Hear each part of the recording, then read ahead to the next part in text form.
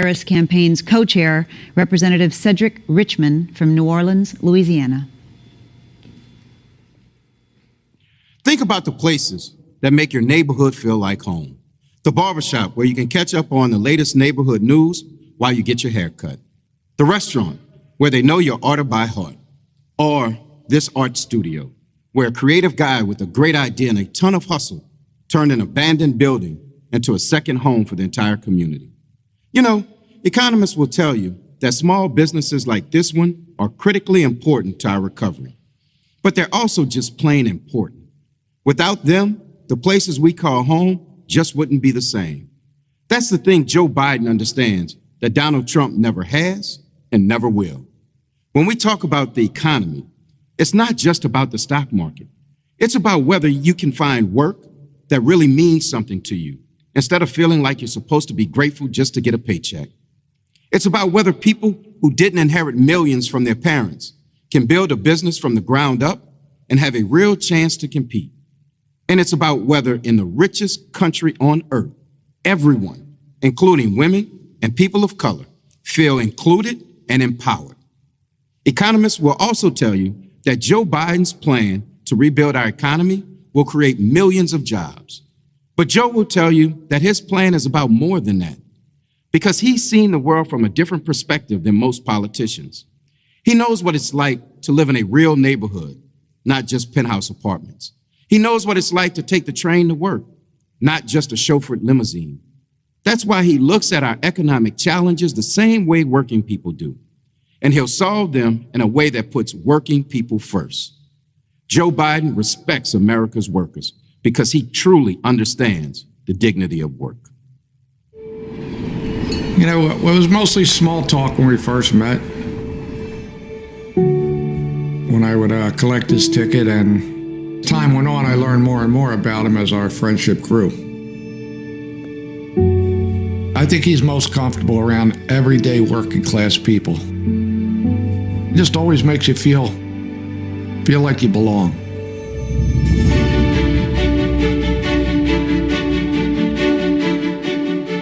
For more than 30 years, Joe Biden took the train to work. As a single dad, he promised to be home to kiss the boys every night and then make them breakfast in the morning. When he got on the train, everyone seemed equal to him. He had time for everybody. Joe was a regular. He bought rounds of coffee for fellow passengers and crew, and he got to know the people he traveled with. These guys broke their necks. They're always rocking, keeping their balance, collecting tickets, help people with their bags that were heavy as hell. And they're doing this for hours. And we became really good friends. He was very interested in my life, my children. As time went on, my grandchildren. People don't do that today. People don't even take time out to say hello or nod their head to the average working person. They looked at us like we were important people. He would treat the conductor the same as he would the President of the United States. That is what Dad taught us, that everybody deserves to be treated with dignity and respect. After Joe became vice president, he cut down on his commute, but he kept in touch. When Greg Weaver had a heart attack, he got a phone call. I was in a barbershop in New York City, and the phone rings. And sure enough, it was Vice President Biden asking me how I'm doing. He wanted to know the whole story. It's kind of funny that you're talking to the Vice President of the United States, but if I would have told that people in the barbershop, I don't think they would have believed me. I'm not saying it like it was me and I was anything special. Everybody was special to him. We have heroes all over this country, and a lot of the essential workers out there that we don't even see that are behind the scenes. They're keeping this country going. He understands that.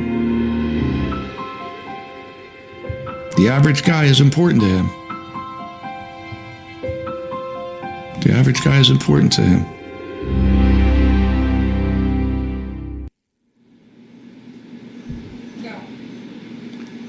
Good evening. Our great nation is now living in an unprecedented moment.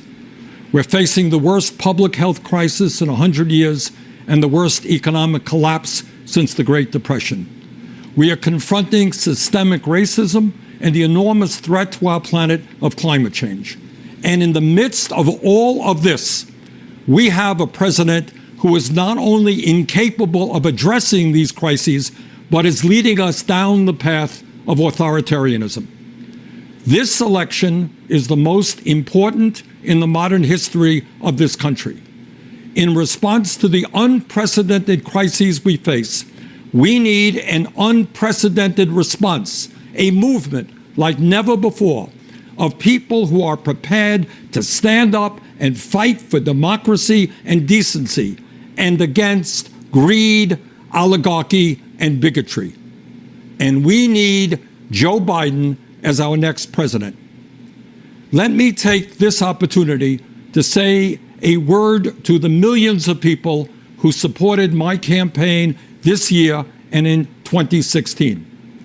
My friends, thank you for your trust, your support, and the love you showed Jane, me, and our family.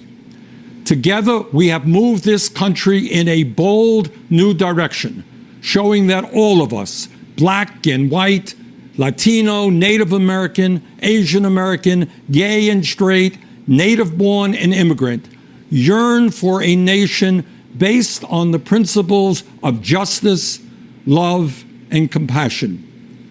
Our campaign ended several months ago, but our movement continues and is getting stronger every day.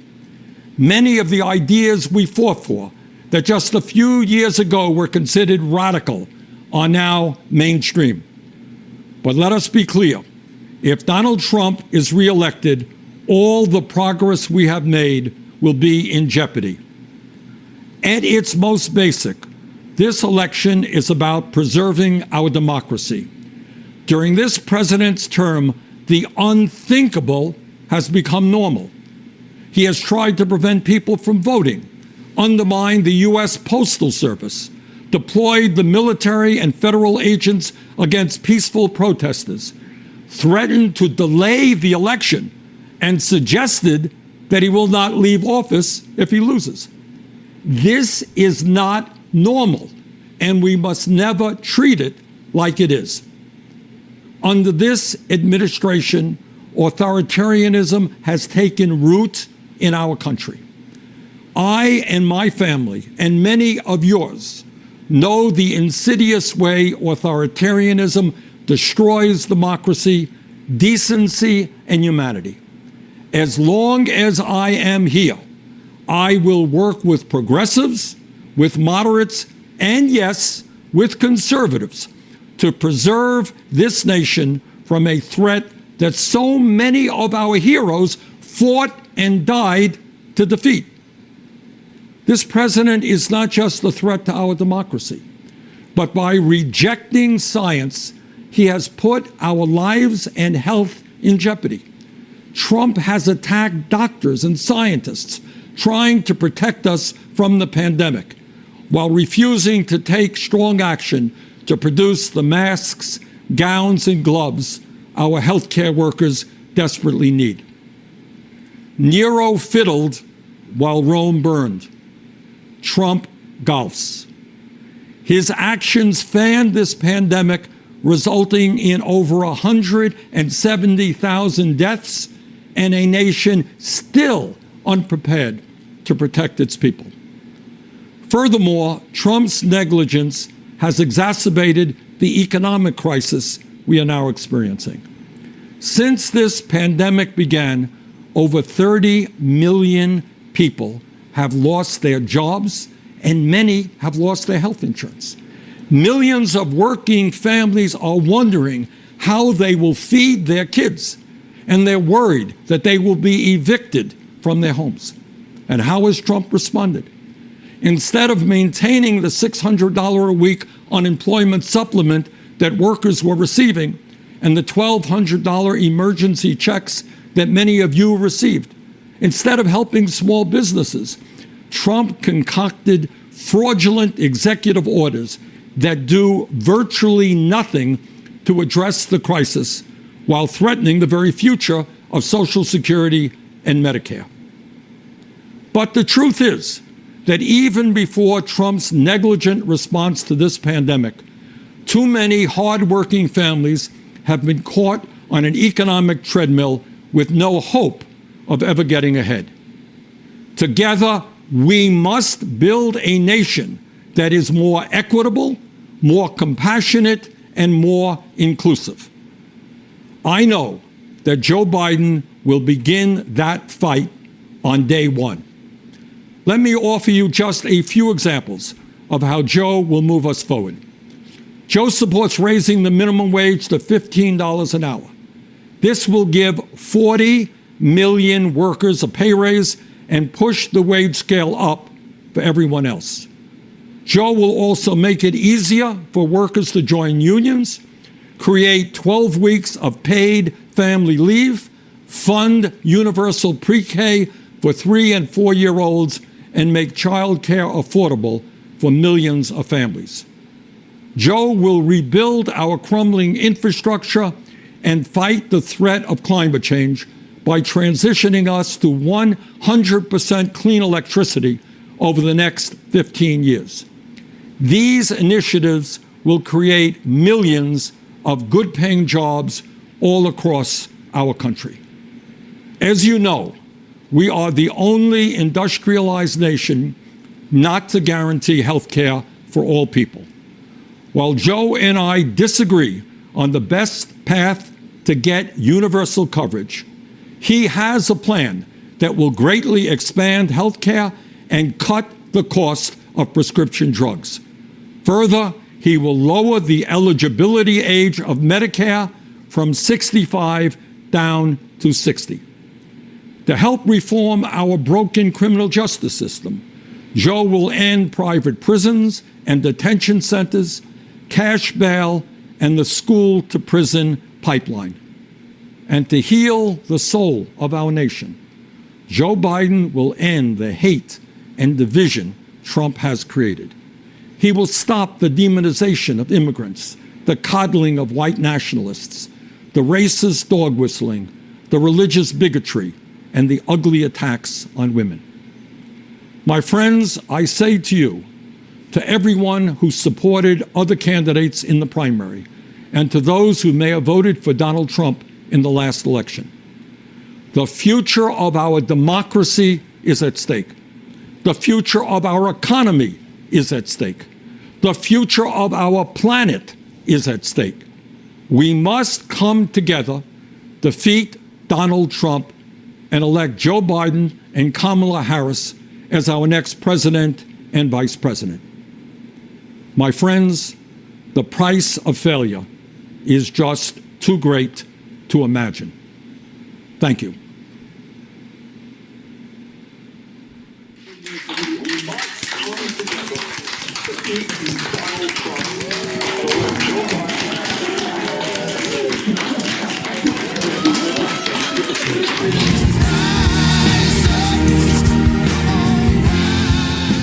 My American dream is to have an America where we have people in affordable housing. But for every human being in this country to have access to quality health care and economic means to care for themselves and families. Access to equality and equitable education. A system of government that protects the workers and their families. Joe Biden, throughout his career, has focused on rebuilding the middle class. We need a leader that actually supports our unions for our hardworking people. Real leadership to show genuine support for small businesses during this downturn due to the COVID crisis. I believe Joe Biden has the experience, the platform, and the empathy to build America back better. He wants good things for all Americans, not just a select few.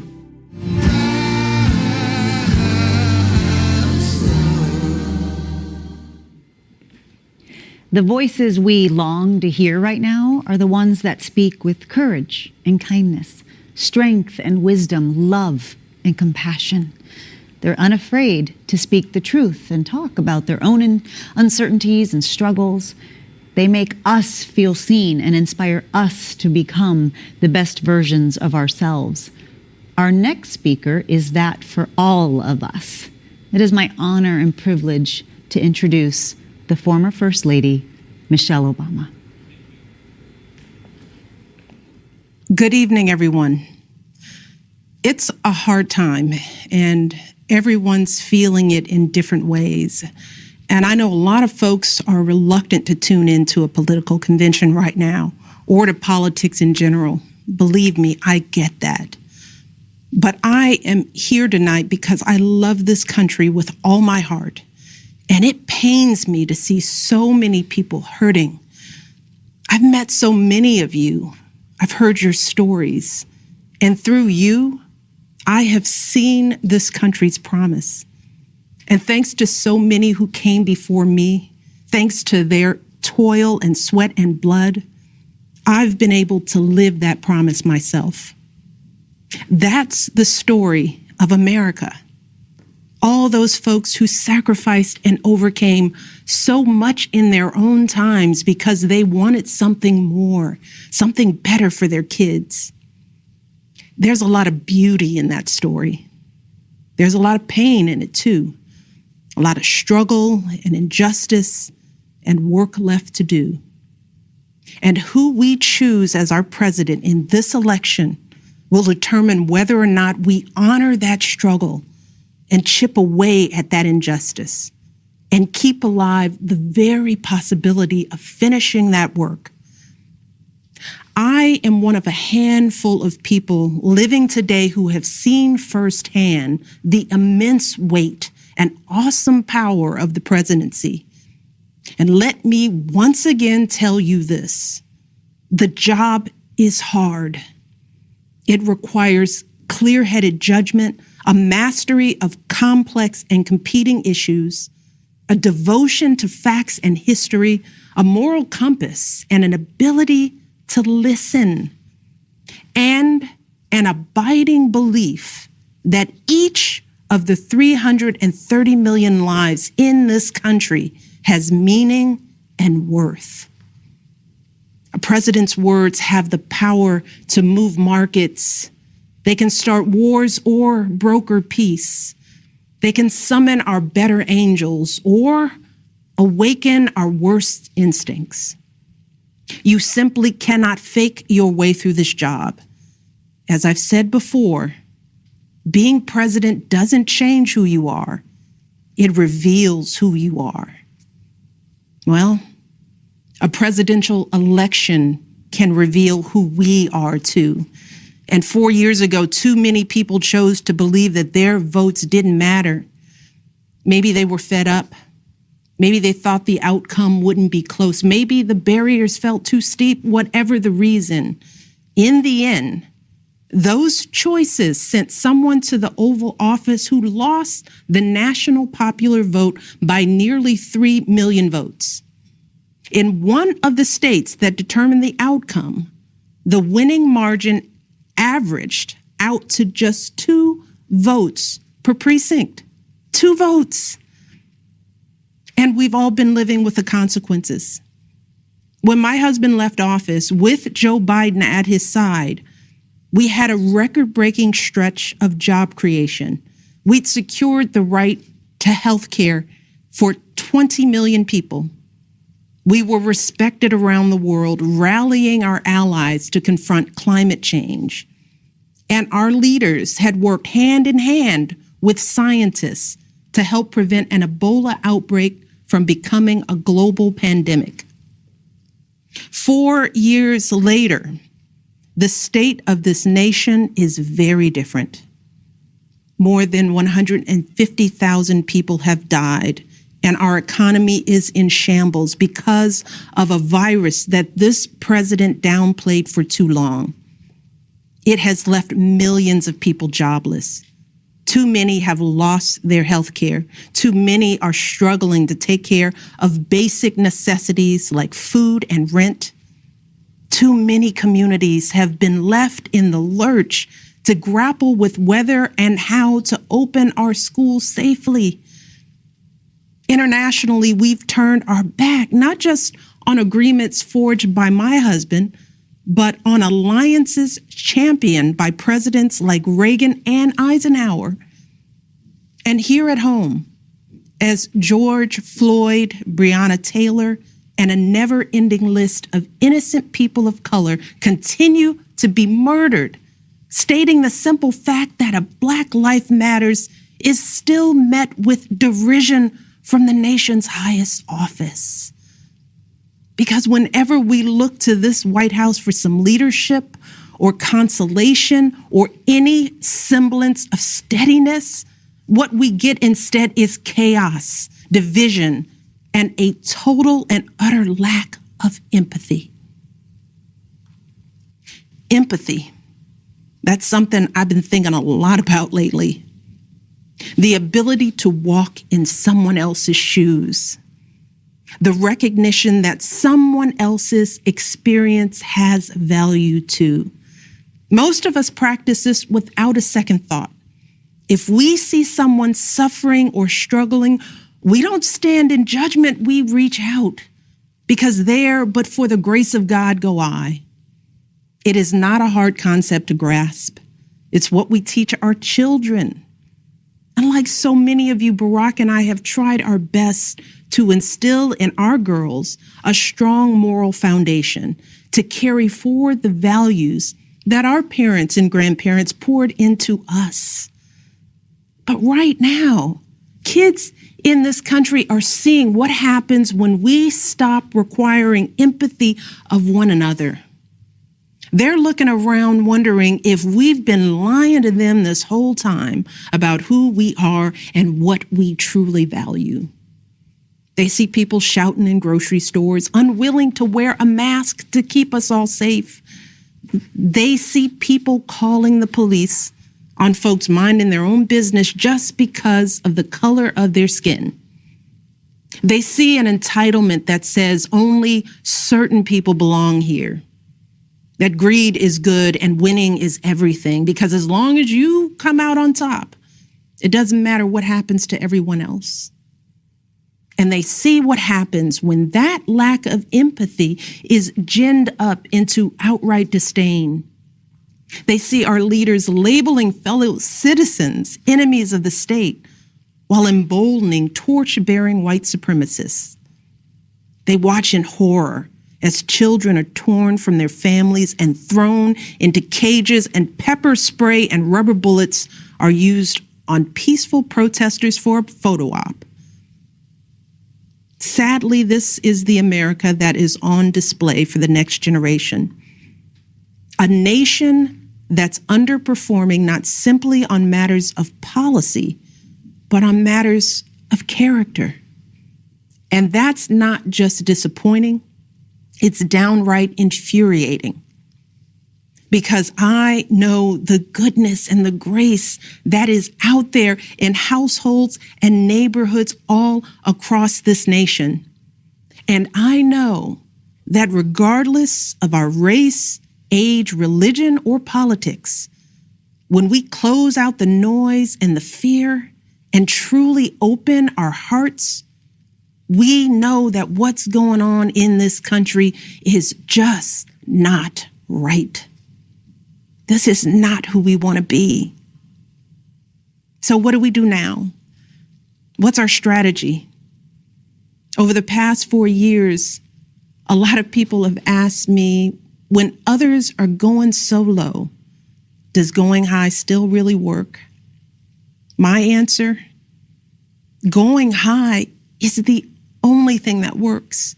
Because when we go low, when we use those same tactics of degrading and dehumanizing others, we just become part of the ugly noise that's drowning out everything else. We degrade ourselves. We degrade the very causes for which we fight. But let's be clear. Going high does not mean putting on a smile and saying nice things when confronted by viciousness and cruelty. Going high means taking the harder path. It means scraping and clawing our way to that mountaintop. Going high means standing fierce against hatred while remembering that we are one nation under God. And if we want to survive, we've got to find a way to live together and work together across our differences. And going high means unlocking the shackles of lies and mistrust with the only thing that can truly set us free, the cold, hard truth. So let me be as honest and clear as I possibly can. Donald Trump is the wrong president for our country.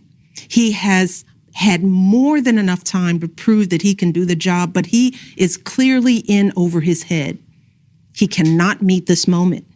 He simply cannot be who we need him to be for us. It is what it is.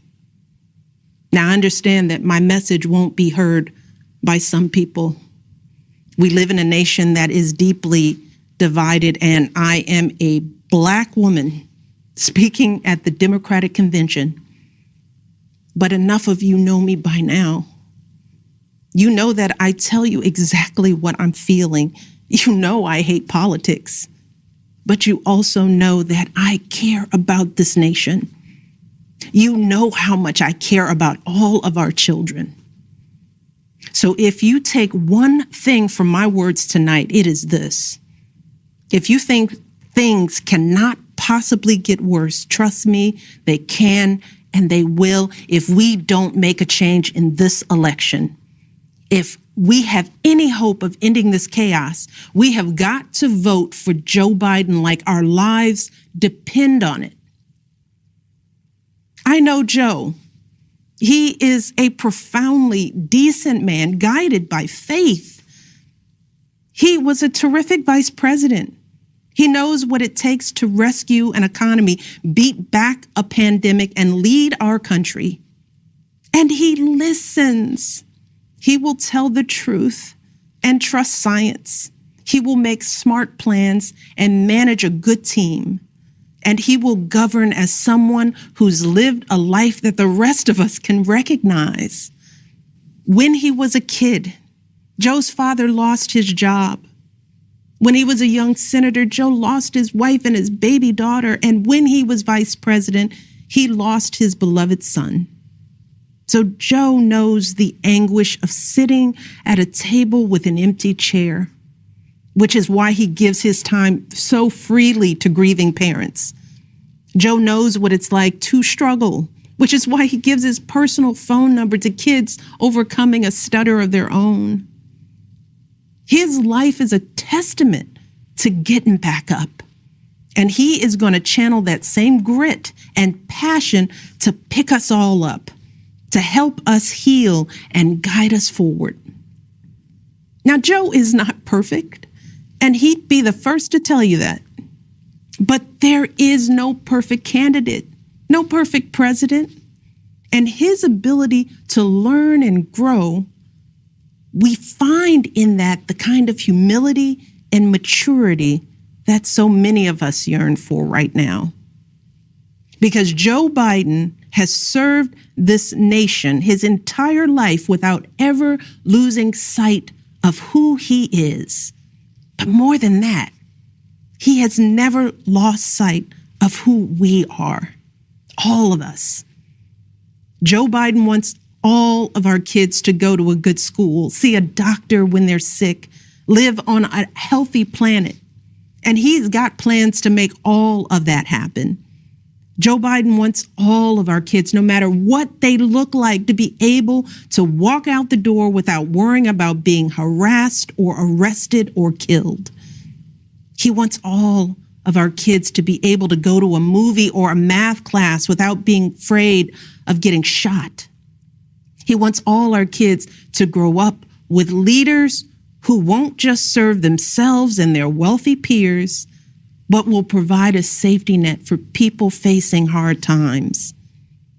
And if we want a chance to pursue any of these goals, any of these most basic requirements for a functioning society, we have to vote for Joe Biden in numbers that cannot be ignored. Because right now, folks who know they cannot win fair and square at the ballot box are doing everything they can to stop us from voting. They're closing down polling places in minority neighborhoods. They're purging voter rolls. They're sending people out to intimidate voters, and they're lying about the security of our ballots. These tactics are not new. But this is not the time to withhold our votes in protest or play games with candidates who have no chance of winning. We have got to vote like we did in 2008 and 2012. We've got to show up with the same level of passion and hope for Joe Biden. We've got to vote early, in person if we can. We've got to request our mail-in ballots right now, tonight, and send them back immediately, and follow up to make sure they're received, and then make sure our friends and families do the same. We have got to grab our comfortable shoes, put on our masks, pack a brown bag dinner, and maybe breakfast too, because we've got to be willing to stand in line all night if we have to. Look, we have already sacrificed so much this year. So many of you are already going that extra mile. Even when you're exhausted, you're mustering up unimaginable courage to put on those scrubs and give our loved ones a fighting chance. Even when you're anxious, you're delivering those packages, stocking those shelves, and doing all that essential work so that all of us can keep moving forward. Even when it all feels so overwhelming, working parents are somehow piecing it all together without childcare. Teachers are getting creative so that our kids can still learn and grow. Our young people are desperately fighting to pursue their dreams. And when the horrors of systemic racism shook our country and our consciences, millions of Americans of every age, every background rose up to march for each other, crying out for justice and progress. This is who we still are. Compassionate, resilient, decent people whose fortunes are bound up with one another. And it is well past time for our leaders to once again reflect our truth. So it is up to us to add our voices and our votes to the chorus of history, echoing heroes like John Lewis, who said, "When you see something that is not right, you must say something. You must do something." That is the truest form of empathy. Not just feeling, but doing. Not just for ourselves or our kids, but for everyone. For all our kids. And if we want to keep the possibility of progress alive in our time, if we want to be able to look our children in the eye after this election, we have got to reassert our place in American history. And we have got to do everything we can to elect my friend Joe Biden as the next president of the United States. Thank you all. God bless.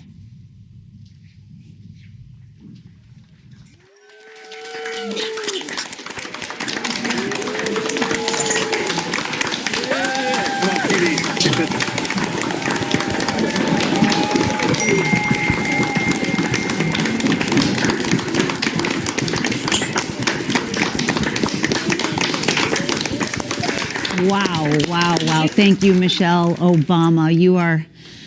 You are what we miss in this country. We need more of that example. Thank you so much for being part of this unconventional convention.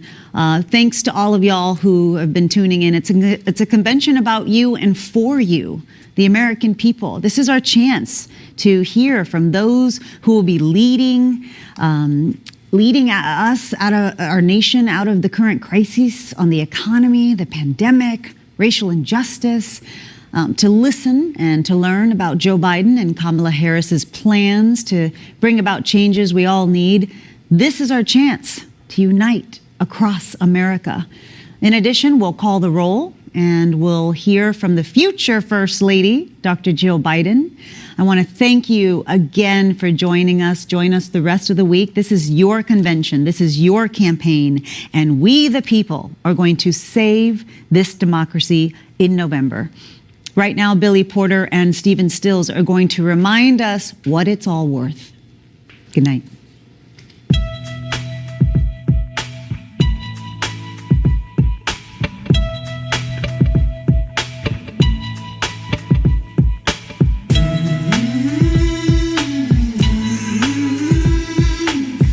There's something happening here.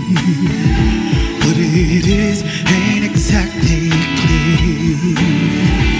There's a man with a gun over there telling me I got to beware. Think it's time we start. Children, what's that sound? Everybody look what's going down.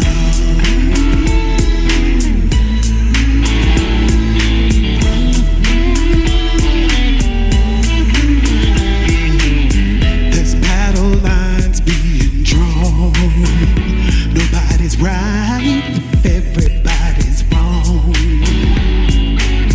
Young people speaking their minds, getting so much resistance from behind. We gotta stop. Children, what's that sound? Everybody look what's going down.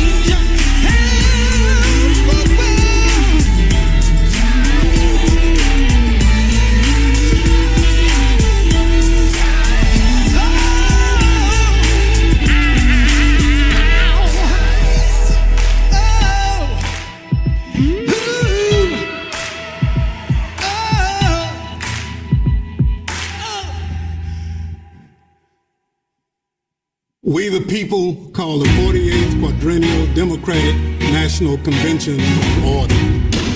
Today, we gather virtually. However, we gather unified in spirit, unified in our values and purpose. It's up to us to carry on the fight for justice. Our actions will be their legacies. We just got to keep pushing. We can't let up. Joe Biden and Kamala Harris will lead by example. It'll be science, not politics or ego, that will drive their decisions. They know the health of our people goes hand in hand with the strength of our economy. My dad was a healthy 65-year-old. His only pre-existing condition was trusting Donald Trump, and for that, he paid with his life. The future of our democracy is at stake. The future of our economy is at stake. The future of our planet is at stake. If we want to be able to look our children in the eye after this election, we have got to reassert our place in American history. And we have got to do everything we can to elect my friend Joe Biden as the next president of the United States. Hello, I am Pastor Jerry Young. Let us pray together. Almighty God, we are grateful to you for having granted to our nation the democratic ideal by which our destiny may be fashioned. We are thankful to you for having blessed these United States of America to survive the climate of confusion and chaos, racism and injustice, uncertainty, helplessness, and irresponsibility. We now, O Lord, invoke your presence and participation throughout the life of this convention. It is our prayer that you will enable this convention to produce a vision that will promote healing, hope, and health for our nation, a vision that will inspire, inform, and be inclusive of all Americans, a vision that will rekindle in us a renewed commitment to the high ideal of our democracy, that we are created equal and are endowed by the Creator with certain inalienable rights, that among these are life, liberty, and the pursuit of happiness. We would pray that you would grant to those to whom we will entrust with the authority of government to be competent, compassionate, courageous, committed, and consecrated, and guide us, the people, to support them in all good and wise legislation, that we all may prosper under an equal law, defend our liberties, and grant us a sense of our own responsibility, achieve unity of purpose among us, and grant unto us the victory of faith and freedom in the ideas to which we are committed as a nation. Strengthen us with honor and grant us peace.